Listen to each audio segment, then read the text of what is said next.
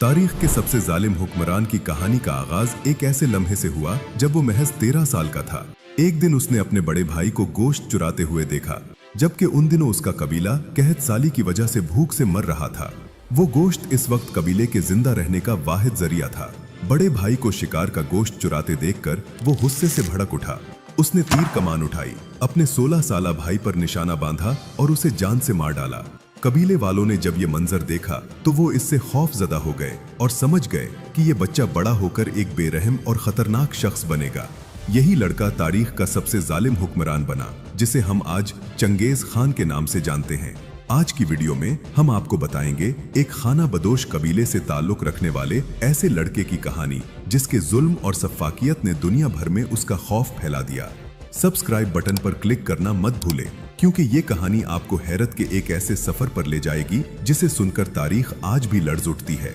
वो 26 साल की उम्र में अपने कबीले का सरदार बना और 65 साल की उम्र तक वो दुनिया की सबसे बड़ी जमीनी सल्तनत का हुक्मरान बन चुका था।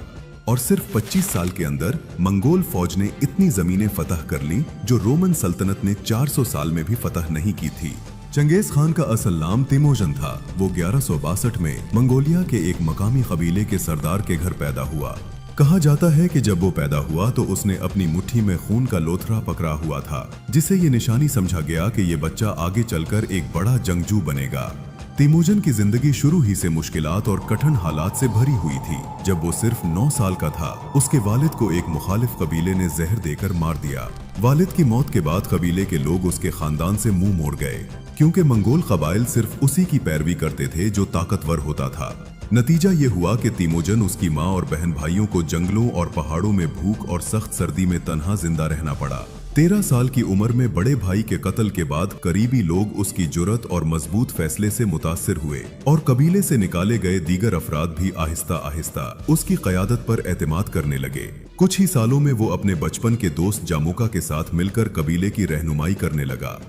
तिमोजन ने जल्द ही समझ लिया कि उसका छोटा सा कबीला अकेला किसी बड़े दुश्मन का मुकाबला नहीं कर सकता, और अगर वो ताकतवर बनना चाहता है तो दीगर कबीलों के साथ इत्तेहाद जरूरी है। इसी सोच के तहत उसने एक ताकतवर कबीले की बोरते नामी लड़की से शादी की। बोरते ना सिर्फ उसकी जिंदगी की सबसे मजबूत साथी बनी, बल्कि इस शादी के नतीजे में तिमोजन को जहेज में एक जंगजू दस्ता भी मिला जो हर हाल में उसके साथ खड़ा रहने लगा। शादी के कुछ ही अरसे बाद मार्केट नामी मुखालिफ कबीले ने अचानक तिमोजन के कैंप पर हमला कर दिया। इस हमले के दौरान तिमोजन की बीवी बोरते को अगवा कर लिया गया, जबकि तिमोजन और उसका दोस्त जामोका बड़ी मुश्किल से अपनी जान बचाकर भाग गए। दोनों ने एक करीबी सरदार के पास पनाह ली, जिसने उनकी बहादुरी को देखते हुए उनकी मदद करने का फैसला किया। सरदार की मदद से तिमोजन के पास 20,000 पर मुश्तमिल एक मजबूत फौज इकट्ठी हो गई और वो मार्केट कबीले की तलाश में निकल पड़ा। पहाड़ों में